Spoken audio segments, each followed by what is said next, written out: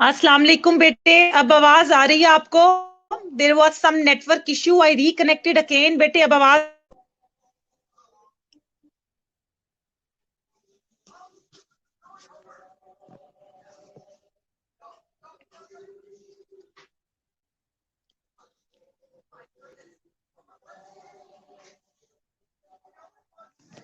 Okay great. बेटे please मैं next class से स्टार्ट करने लगी हूँ। पेज नंबर 169 ऑफ एंटीबायोटिक्स, जो कि मेरे पास है इनहिबिटर्स ऑफ मेटाबॉलिज्म। ठीक है, यानी कि ये मेटाबॉलिज्म को इनहिबिट करते हैं। अब वॉइस ब्रेक तो नहीं करनी चाहिए बेटे, मेरे पास सिग्नल्स तो पूरे आ रहे हैं। अब आ रही है आवाज कि अभी भी वॉइस ब्रेक हो रही है? Please let me know. Okay, thank you Jennifer. Okay बेटे, अब है इनहिबिटर्स ऑफ मेटाबॉलिज्म में हमारे पास सल्फोनामाइड्स बेटे आते हैं और ट्राइमेथोप्रिम आती है। ठीक है, इसमें यहाँ पे लिखा हुआ है folic acid coenzymes are required for the synthesis of purines and pyrimidines, precursors of RNA and DNA, and other compounds required for cellular growth and replication. In the absence of folic acid, cell cannot grow or divide. The sulfur drugs are folic acid inhibitors. अच्छा बेटे, यहाँ पर simply ये हो रहा है कि हम कहते हैं कि जो हमारे पास आरएनए और डीएनए है, आप लोगों को पता है कि उसमें हमारे पास प्यूरिन और पिरिमिडीन बेसिस होती हैं और साथ ही साथ न्यूक्लियोटाइड्स होते हैं। और हैं उन अपनी सिंथेसिस के लिए फॉलिक एसिड कोएंजाइम्स चाहिए होते हैं। You know the difference between coenzymes, cofactor and enzymes, right? Coenzymes which participate with the enzyme in performing some action. So enzyme is the protein part, while coenzyme is the non-protein part, while cofactor is metal or metallic in origin. Okay? So इस तरह है कि अब ये purine और pyrimidine जो हैं, जो कि हमारे पास आरएनए और डीएनए की सिंथेसिस के एसेंशियल एलिमेंट्स हैं, उनको सिंथेसिस के लिए फॉलिक एसिड की जरूरत पड़ती है। अब फॉलिक एसिड के कोएंजाइम्स की और जो दूसरे कंपाउंड्स हैं वो भी उनको चाहिए होते हैं ताकि वो प्रॉपरली सेलुलर ग्रोथ हो जाए और रेप्लिकेशन हो जाए। तो बैक्टीरिया को भी इनकी जरूरत है। अब अगर फॉलिक एसिड नहीं होगा तो कोई प्यूरिन और पिरिमिडीन नहीं बनेंगे।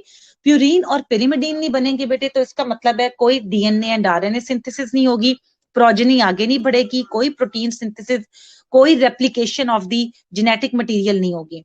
तो सल्फा जो ड्रग्स हैं वो सबकी सब इस फॉलिक एसिड को इनहिबिट करते हैं, जो मेटाबॉलिज्म में अहम किरदार अदा करता है। अब उसके पास हमारे पास नीचे सल्फोनामाइड्स लिखा हुआ है। सल्फोनामाइड्स के बेटे स्पेलिंग ठीक कर लो, पीएच की जगह एफ लिख दो। ठीक है, सल्फोनामाइड्स के स्पेलिंग ठीक कर लो, पीएच की जगह एफ लिख दो। सल्फोनामाइड्स में बेटे पहले हमारे पास क्लासिफिकेशन की तरफ हम आते हैं। क्लासिफिकेशन में बेटे हमारे पास इस तरह है कि ये जो लिखी हुई है ना, एब्जॉर्ब्ड एंड एक्सक्रीटेड रैपिडली, इसको कट करो। क्लासिफिकेशन में लिखा हुआ है सबसे पहले एब्जॉर्ब्ड एंड एक्सक्रीटेड रैपिडली, इसको कट करके लिखो नंबर 1 शॉर्ट एक्टिंग ड्रग्स। ये हेडिंग देनी है आपने, number 1 short acting drugs. In short acting drugs में आती हैं सल्फामिथॉक्साजोल, सल्फीसॉक्साजोल, सल्फाडायजीन। तीनों के नाम आपने याद करने हैं। ठीक है, उसके बाद देखो बिल्कुल एंड में लिखा हुआ है लॉन्ग एक्टिंग। ठीक है, उस लॉन्ग एक्टिंग में है सल्फाडॉक्सिन, ये उसकी एग्जांपल है और ये ग्रुप ए की ड्रग्स है। अब जहां पर आपने लिखा है ना नंबर 1 शॉर्ट एक्टिंग ड्रग्स, उसके ऊपर आप लिखो ए जो कैपिटल लेटर वाला ए होता है वो हेडिंग है। ठीक है, A dot oral absorbable drugs. Oral absorbable drugs जो है वो इस पूरे ग्रुप का नाम है और ए खाली उसकी हेडिंग है। 1 2 3 दोबारा इसलिए नहीं यूज करी क्योंकि 1 2 3 ऑलरेडी मैंने उसके सब सेक्शन में यूज कर लिया है। तो A dot oral absorbable drug, oral मैंने हेडिंग को डिनोट किया है।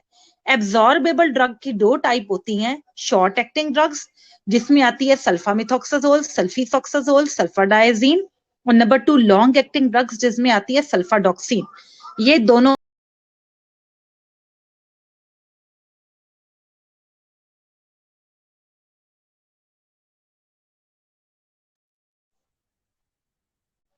ठीक है। उसके बाद बेटे जहां पर लिखा हुआ है ना poorly absorbed active in intestinal lumen, इसको तुमने ऐसे नहीं करना, यहां पर हेडिंग दो बी।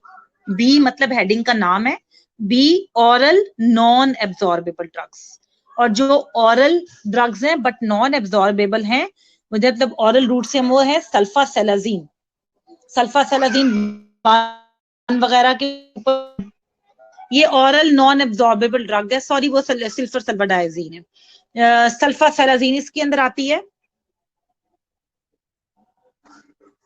ठीक है। और अब जहां पे लिखा हुआ ना टॉपिकली यूज्ड, उसको कर दो सी, सी मतलब मेन हेडिंग है टॉपिकली यूज्ड सल्फासिटामाइड और सिल्वर सल्फाडाइजीन।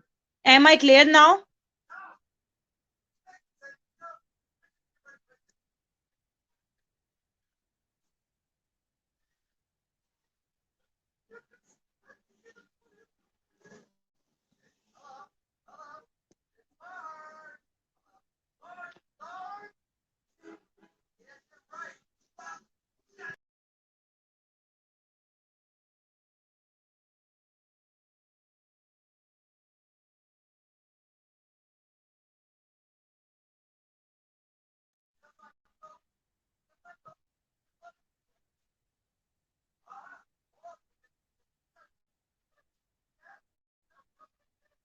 यहां तक बेटे समझ लग गई है आपको सारी?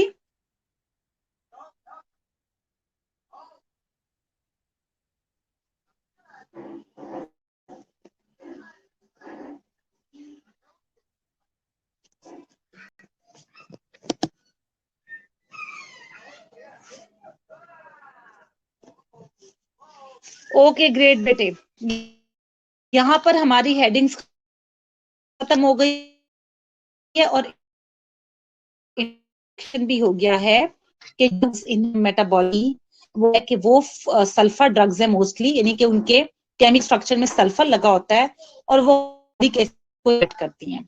ये फॉलिक एसिड के जो कोएंजाइम्स हैं ये प्यूरीन और पिरिमिडीन की सिंथेसिस में चाहिए होते हैं, आरएनए और डीएनए जो कि इनसे मिलकर बनती हैं, ठीक है।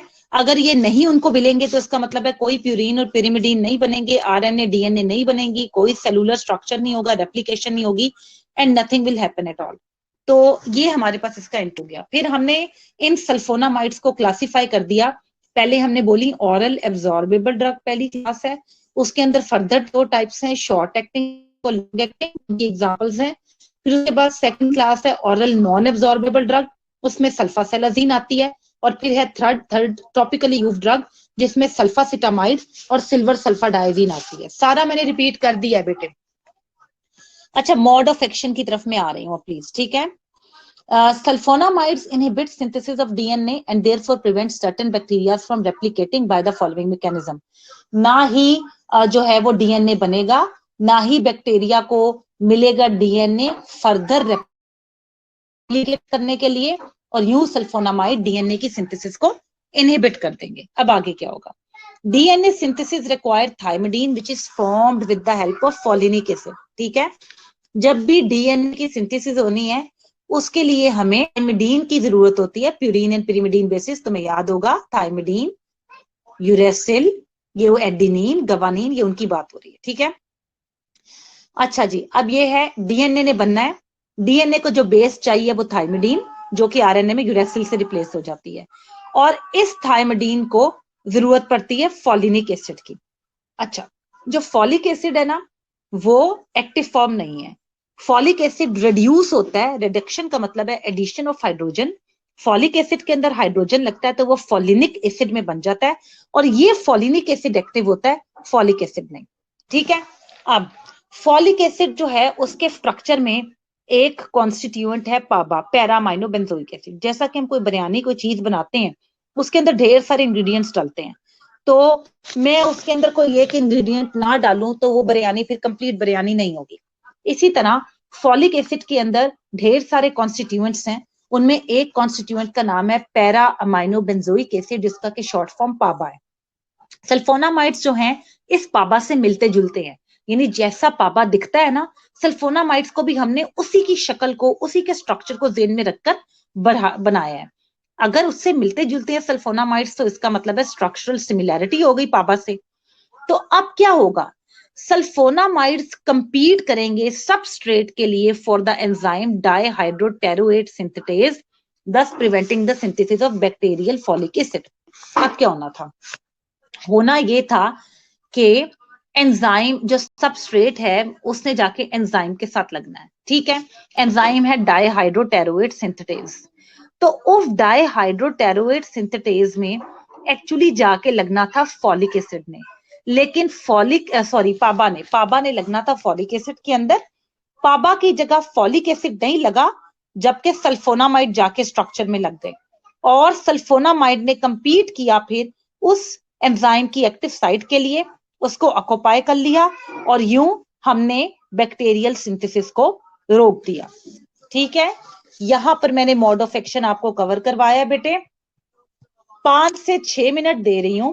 ये मोड ऑफ एक्शन थोड़ा क्रिटिकल है, इसको अच्छे तरीके से पढ़ो और फिर दोबारा मुझसे क्वेश्चन पूछो अगर कुछ समझ नहीं आती। समझ नहीं आएगी तो आगे भी कंफ्यूजन रहेगी।